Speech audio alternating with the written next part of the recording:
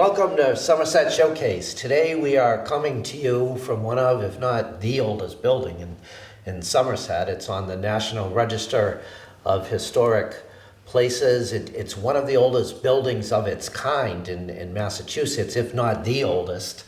And it's a building that the town is looking to preserve. So we're going to talk a little bit about the history of it and the plans for the future with John Larsen, who is the director of the Somerset Historical Society and treasurer of the Friends of Somerset Historic Preservation, and Richard Peirce, who is the president of the Friends of Somerset Historic Preservation. So the history in this place is just amazing. This is considered or potentially the oldest Quaker meeting house in Massachusetts. It's a Swansea Friends Meeting House, even though it's located in Somerset. Somerset and Swansea were all one town until 1790, when Somerset broke off from Swansea and maintained the Swansea Friends Meeting House name. It's one of the reasons it's in this location is at the time this area was Plymouth Colony, and Plymouth Colony was a bit more lenient towards Quakers than Massachusetts Bay Colony, which was very, very harsh towards the Quaker population. And this area was also close enough to Rhode Island, and the borders were very loose back then and uncertain, where they could either quickly escape into Rhode Island from here, or they could just say, we're in Rhode Island, and they may not know any better. This operated as a Quaker meeting house up until, when was it conveyed to the town? Was it about 20 years or so ago? I think so. Do you know the date, Richard? Yes. Yes, he's got it. Okay. It was in the early 2000s, I believe 2007. Okay. It was actually conveyed by the very small remaining congregation to the town of Somerset. Yeah, I remember it was about 4 people that were left, or 4 couples, but that showed how long the history of the Quaker history of this building went from early 1700s up until the 2000s. Right. And the building is on the National Register of Historic Places, that I think you mentioned. And one of the most prominent people was Patience Brayton, who was actually born in Rhode Island in 1733. She married Preserved Brayton, and they lived nearby.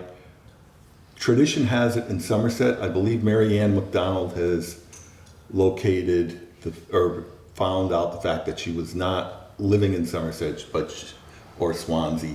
She traveled here from, I believe, Dighton. That's where she actually lived. She is buried back here in an unmarked grave, and she was an early abolitionist who actually toured all 13 colonies preaching against slavery, including going into Georgia. She had a guide, and she was getting ready to go into Georgia, and the guide said, well, I don't think that's a good idea. And she thought it over, and she said, well, I'm going whether you're coming with me or not, and shamed him into following him into Georgia. And actually, according to her diary, they were pretty well received in Georgia, or treated kindly in Georgia. Maybe their message wasn't received as well as she would like, but they were not abused in any way. Did she go over to England as well? I thought I read that somewhere. Yes, she made a trip to England in, I'm trying to think the dates. I think 1783. She was appointed. She went over with some gentleman from Philadelphia, another Quaker. They tried to get King George to hang, or got an audience with him. So she was there. She tried, she wrote a number of letters, and she made it back here. And shortly after that, I guess she had some sort of, probably a stroke of some sort. And she lived until, she was born in 33, till 1794. Okay. So Her diary of that trip is actually been published and is available. It's very interesting. Okay. And this building also, they say, has some of the architecture that they think came from the shipwrights down in the village, right? Yes. Well, the building was originally, the original portion of the building was constructed in 1701. The congregation kept a record of their meetings and what went on with respect to the building. So it's pretty well established that the original section of the building, which we are sitting in right now, was built in 1701. And then there was a significant addition to the building in 1740s. And then other work was done on the building in the 1870s and 1890s. So the building has evolved, but we're confident that the original section of the building, which is right where we're sitting, was constructed in 1701, and everything that I have been able to find indicates that it would make this building the oldest surviving Friends Meeting House in Massachusetts. It's very interesting, the history of the Quakers, because as John said, they were persecuted in the Massachusetts Bay Colony. There were even a couple of hangings of Quakers in Boston. And so the Quakers tended to settle away from the Massachusetts Bay Colony, and Roger Williams went to Rhode Island in 1636, I believe, and so that was considered a refuge. Rhode Island was considered a refuge, so there was a significant population of Quakers on Aquidneck Island, and those people on Aquidneck Island are the ones who first came to Somerset, which was then part of Swansea, but the Shawmut section of Swansea, it was referred to as the Shawmut precinct, I believe. And so some of the names that we would readily recognize, like Slade and Brayton and Chase and Wilbur, were part of the early Quaker congregation, and they actually came from Aquidneck Island.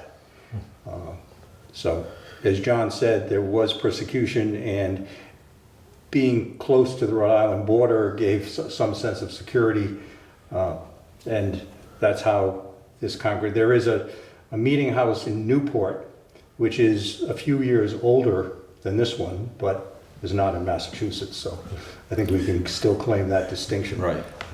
So the Quakers had an impact on the founding of Somerset, really. Absolutely. And although they were very religious people and serious about their religion, they were extremely industrious. So they were very involved in the shipbuilding industry that developed in Somerset, beginning in the late 1600s and running across the 1700s and into the first half of the 1800s. And there was, I'm not sure that many people in the community recognized that Somerset was really an industrial place in the 1700s. And in fact, that's the reason for the separation from Swansea. Somerset had a commercial, mercantile kind of perspective, an industrial view, and Swansea was still a very rural farming community, and that's what led Gerasimo Bowers to seek the charter for the town of Somerset. One of the books I read on the history of Somerset said that Somerset was the second biggest shipbuilding town in Bristol County. So in all of those towns, it was number two. I can't remember who number one was. It might be Dighton. Okay. Dighton, but I'm not certain on that. So. Well, the history of Somerset was written by the editor of the Spectator, Mr. Hart, lists the ships, and in fact, The first five-masted schooner, the Governor Ames, was built in the shipyard in Somerset.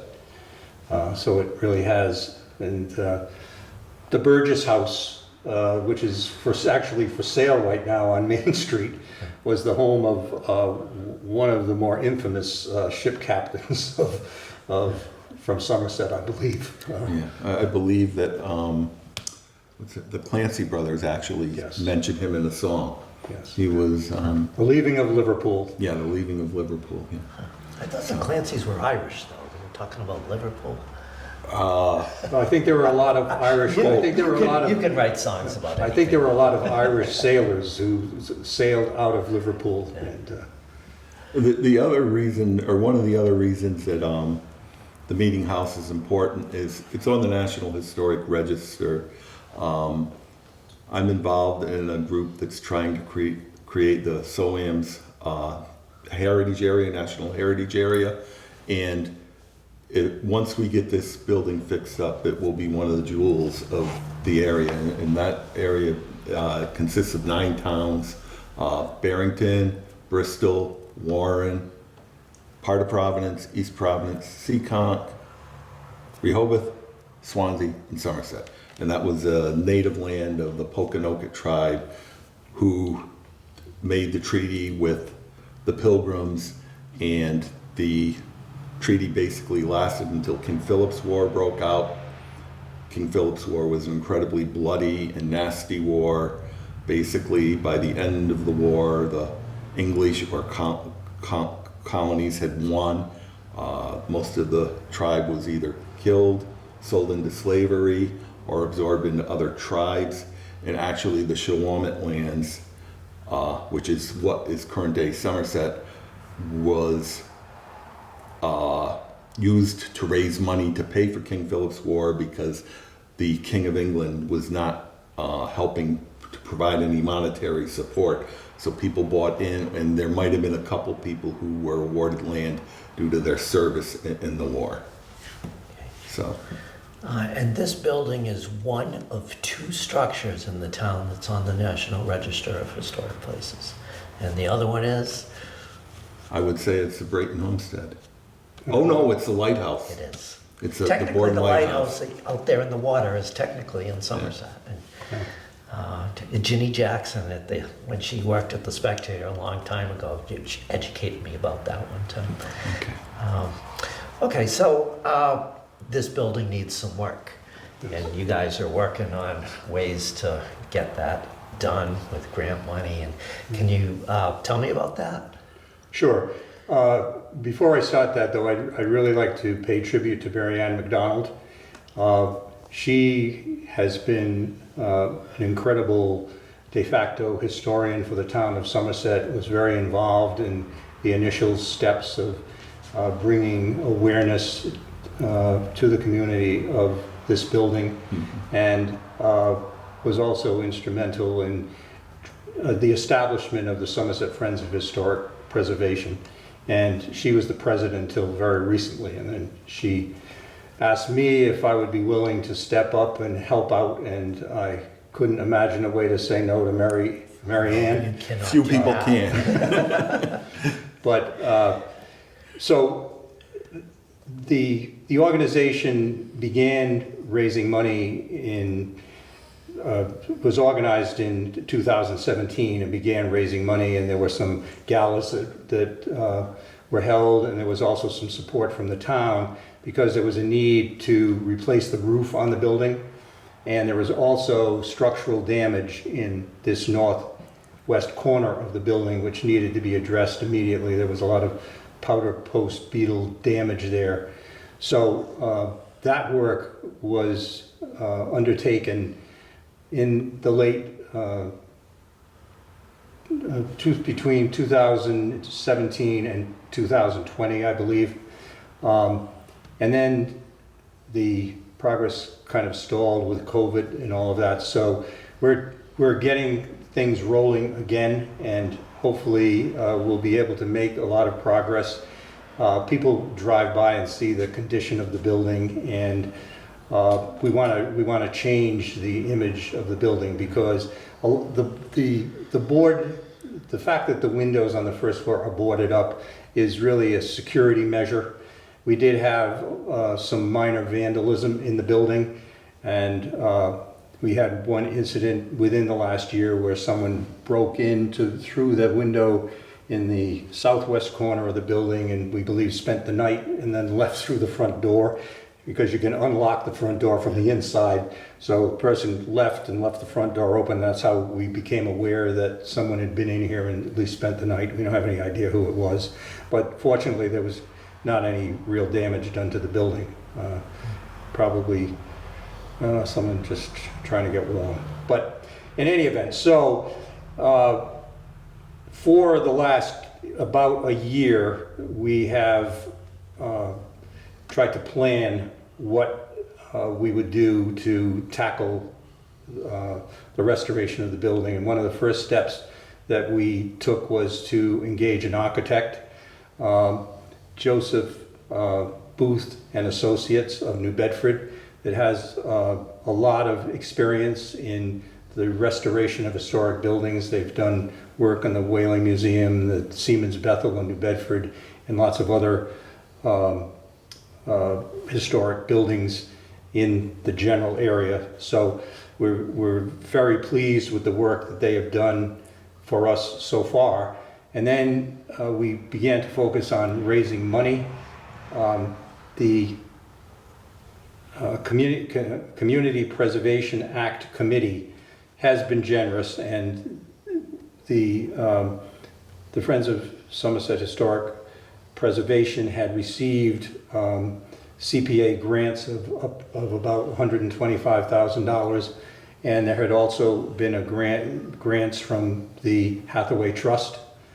So beginning toward the end of 2024, we began to prepare various grant proposals. We prepared another grant proposal to the Community Preservation Committee, and we were very pleased that the committee recommended another $100,000 in grant money, and that was approved at the town meeting. We filed, at the urging of Richard Ashcroft, who is the Somerset representative to the Taunton River Watershed Alliance, we filed a grant application with them which was focused on the restoration of the doors. We received a $25,000 grant from them. We filed a grant application with the Hathaway Trust, and we haven't heard had a decision from them as yet, but we're optimistic. And we also followed a rather lengthy process of completing an application to the Massachusetts Historical Commission. It required a lot of work to prepare the application, and it was due on or about March 15th, with a decision coming down in June 15th. So we were kind of waiting to see what would happen with the Mass Historical Commission to really get going with the work. We've asked our architects to begin work on specifications, and actually they've assessed the building, and they have prepared estimates of the cost of 3 phases of restoring the exterior of the building. The first phase would be restoring the windows and doors, making the building weather-tight. The next step would be restoring the facade, which is basically to replace the clapboards and the shingles on the building. And then the third phase would be site work, foundation, access. You may have noticed coming in the front door that the step is much higher than allowed by code, because the fieldstone has settled some. The handicap ramp on the south side of the building does not meet code, so all of those things would be addressed in that final phase. So right now we're focused on the first phase, and our grant application to the Mass Historical Commission was asking for funding support to work on the first phase. And the Massachusetts Historic Commission has a limit of $100,000 in individual grants that they award. But once the grant period had closed and all applications were in, they notified everyone that they received grant applications totaling about $2.3 million, and they had $1 million to distribute. So we were hoping for the best, and we were notified just in the week after June 15th, because that was a Sunday this year, that we had been awarded a grant of $80,000, which to me is an indication that the Massachusetts Historical Commission really regards this building as a high priority and a significant historic building in Massachusetts. So all that work because- was worth it. Pardon me? All that work was worth it. It was. And can I throw in when he says, we went through a lengthy process of filling out the application, we is he. We're a team, but when the fact that we didn't get $100,000 and received $80,000 grant, that means that you know, if they had $2.3 million, if they had divided it equally between each grant applicant, it would have been 48% of the grant request. And since we got 80% of our grant request, I think we were probably one of the applicants that got the highest in terms of the percentage. And since we were shooting for the full amount of $100,000, it's pretty significant, I think, that we received $80,000 in this round of funding. The other thing that's interesting is John and I were on a workshop just this afternoon, and because of the rigorous requirements that they have to implement the grant award, sometimes grant applicants are unable to satisfy the timelines, and in several years in recent history they've had grants which were withdrawn, and they disperse that money that isn't expended toward the end of the year. So we're committed to getting our documentation in on time and our work done on time, so that if there happens to be any money left over, that we will be able to request additional funding and perhaps get even up to $100,000, because that would be the limit. That grant has to be matched by the community, but we've been planning for this, so we have our CPA money set aside as our matching portion, so we're all set to go to work as soon as our architects can get the specifications done, and we can do the paperwork and do the process of soliciting bids. We hope to see some activity. One of the requirements of the grant is that we post a sign in the front of the building that credits the Mass Historic Commission with having provided grant funding for the work. So hopefully we'll get that sign out as soon as possible, and people in the community will know that we are moving forward here.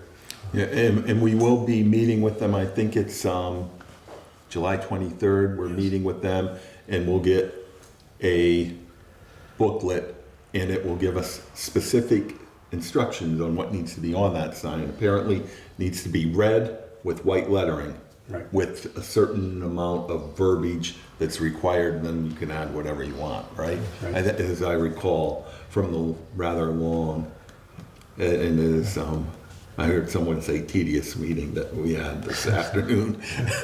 I've seen Mr. Peirce's work on the Regional School Committee. I know how thorough he is. I know how hard he works, so I'm sure it will get done. Now, obviously, this is a very big project. How much money do you think this is going to end up costing, and what's the time period to making this a functioning building? Well, The estimates that we have for doing the exterior of the building, the first phase, the windows and doors, is estimated to be just over $200,000. So we feel that we have that amount covered between the grant and the grant from the Mass Historical Commission, as well as other grants that we've received, and the CPA funding. That still leaves us with probably another $100,000 in the bank from the most recent CPA grant. The second phase, each of the three phases is estimated to be around $200,000 or slightly more. So we're talking about perhaps between $600,000 and $700,000 to do the exterior work. And then we'll focus, as John and I were talking earlier today, the focus will be to get the first floor in shape so that we can begin to have public events here, and then we'll move on to the second floor. The issue with the second floor is that in order to have any kind of a public event there, it has to be handicapped accessible, and so we would have to install some kind of elevator or lift to the second floor. The first floor will become handicapped accessible in the third phase of the exterior restoration, and so we will be able to do events here. And the idea that has been discussed is to create a cultural center for the community here, where we could have music events, art events, we could have art classes, we could have poetry readings, we could Book various launches, yes, things such as that. right. Lots of different activities. Even I mean, we have a senior center, but we could even have some senior activities in the building. So we feel as if we need to have a purpose to do this project. It is an incredibly important historic structure, but at the same time, it has to have a purpose for the community. And we think that in addition to being kind of a jewel within the SOAM's project, and there's two SOAMs we have in town. This is not true. This is not the That's SOAM's outdoor festival. This is spelled differently and is a tribute to the native population in this area. But We did a whole other show with SATV with Mr. Right. Larsen and David Weed. David Weed, yeah. About that topic. right. And the Quakers had a significant role because they were generally anti-slavery even back into the late 1600s, and a lot of the native people were enslaved after King Philip's War. And Patience Brayton obviously was a very strong woman. Her husband was a rather wealthy farmer in the Brayton Point area, I believe, and she convinced him to emancipate his slaves. And so emancipation began in Somerset very early in the 1700s, and the Quaker faith also strongly advocated for emancipation. So slavery, although the Quakers were very industrious and merchants and shipbuilders, they did not utilize slave labor in any of their enterprises at a certain point in the 18th century. So, And for those wondering, I think that you did say Preserve at Brayton had slaves. Somerset did have slaves. I know at the Historical Society I've run across at least two documents, wills, one for a Bowers and I think one for a Slade or a Chase, where they are bequeathing slaves to their children in the documents. Now this is obviously before they emancipated everybody in town, but for the people that don't think there was slavery in the North and don't think there was slavery in Somerset, that's wrong. There was. So, Yeah, I think there's some stories about some of those houses down on Main Street. yeah. But, I mean, when we're talking about, you could use this building as a cultural center, so we got seating down here, but I think that balcony opens up, right? People could, Yes. if somebody was down here performing or speaking. It does, you could have if we, people once up we get there that as well. opened up. Yeah, they're not functioning at the present time, but the goal would be during the interior restoration, because it's questionable about the purpose of the gallery up there, probably to add to the size of the worship space, but Yeah. there was a point, even in the Quaker faith, where the women sat on one side of the congregation and the men sat on the other side. So, Okay. And why do you think it's important to preserve this building? I think, for me personally, the town has a limited number of older structures. This is the most likely, I think from what Rick said and what's generally recognized, is this is the oldest Quaker meeting house in the state. So it's historically significant just for that. The fact that Patience Brayton was an early abolitionist makes it important. And also, I think it could be a great asset for the community as a community center. Perhaps when the upstairs rooms are done, they could do art classes up there, they could have writing workshops. There's any number of things that could happen up there and in this building. I don't know if you have anything to add. well, you may be aware, but I was born in Somerset and raised here, and went to Somerset High School, and have lived in the community. Even though my law practice was in Providence, I commuted daily to Providence for many, many years. I love the community, and I've personally seen so many tragic losses of our history.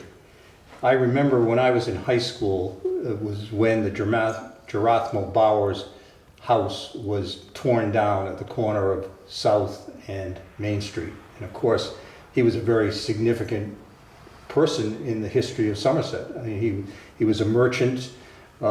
He led the effort to create Somerset as a separate town. His wife was the daughter of a wealthy merchant in Boston who lived in Somerset Square, and that's how the name of the town originated. He was a friend of John Hancock, who was the governor of Massachusetts when Somerset was established, and that helped convince the legislature that they should. I believe that John Hancock's signature is on the charter, the original charter, creating the town, that's on the wall in the town hall, at least a copy of it.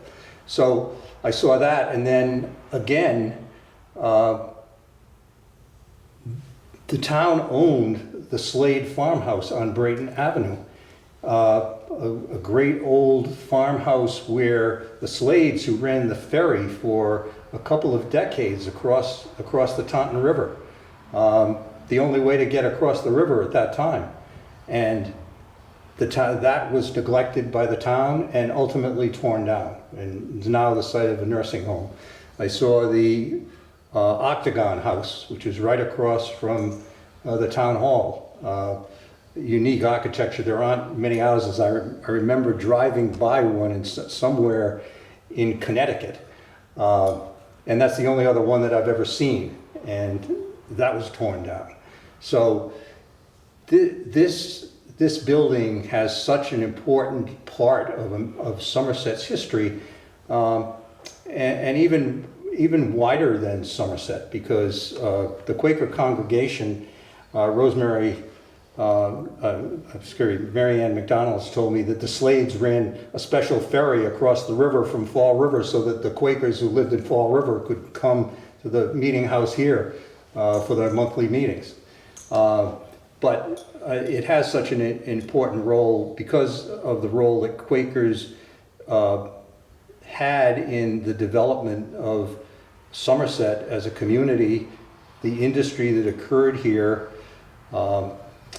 the role of Patience Brayton. We have a memorial to her behind the building that was erected in the bicentennial by the Bicentennial Committee of the town of Somerset back in 1990.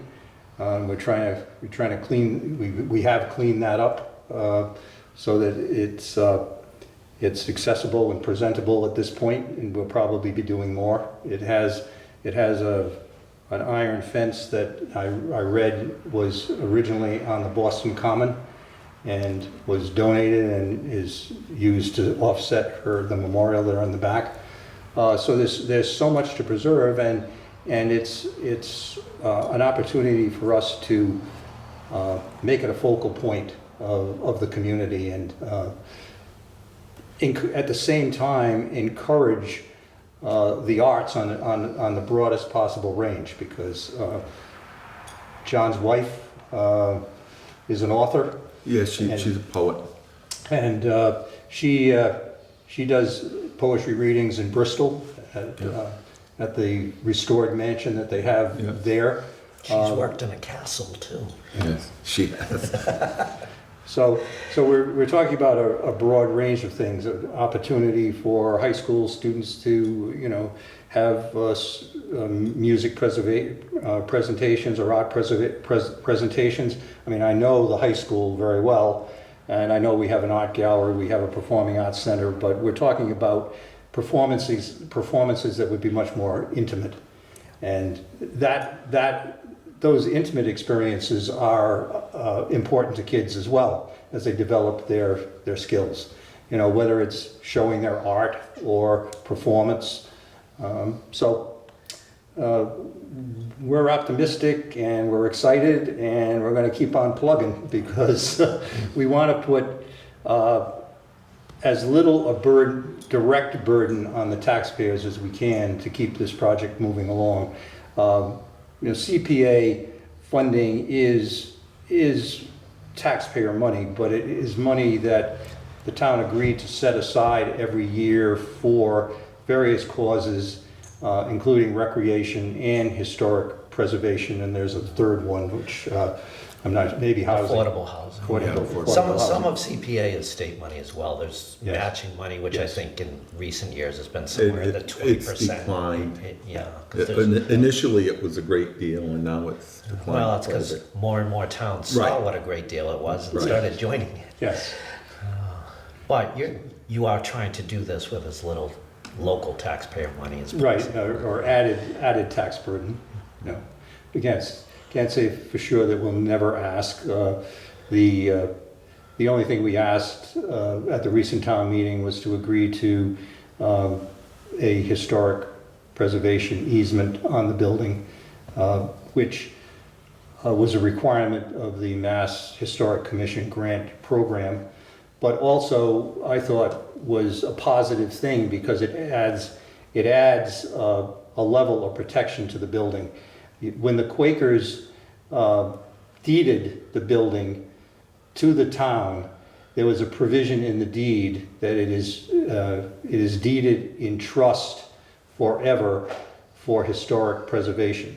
And so when we accepted title to the building, we made a commitment that we were going to preserve this building for posterity. And I think I can't think of anything that is more indicative of the history of our town, particularly in the 1700s, than this building as it exists. Others have been lost, but this is still here, and we still have the opportunity to preserve it, and at the same time make it give it real use for the citizens who live here at the present time. So. Okay. All right, we've been talking about the history and the future of the Quaker Meeting House on Prospect Street in Somerset. Thank you to Richard Peirce and John Larsen for joining us and talking about this project, which we're going to be hearing a lot more about. Could I just add one thing? We welcome volunteers. We have done cleanup here in the building. We have more cleanup to do. Anybody that has skills that might be useful to us, everything has to be done in strict compliance with historic restoration requirements from the National Park Service, etc. But anyone who's willing to help in any way, just reach out to us, John or myself, and we'd welcome their help. Okay. Thank you. All right.